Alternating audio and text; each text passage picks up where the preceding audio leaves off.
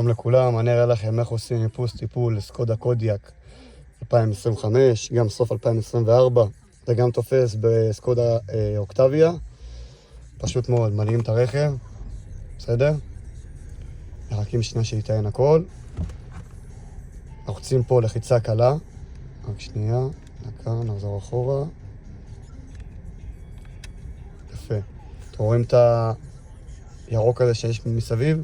זה אומר שאנחנו נמצאים על התפריט הזה, אנחנו לוחצים לחיצה קלה, עוברים לתפריט השמאלי עם הקילומטר, לוחצים פה לחיצה ארוכה של כמה שניות, כמובן לא משחררים, ואיפוס טיפול.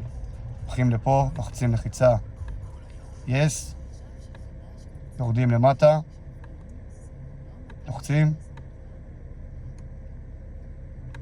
מסתכלים, רואים שעוד 15,000 קילומטר או 365 ימים. אני אראה לכם את זה עוד פעם. הולכים בצד שמאל, לחיצה, לא עוזבים,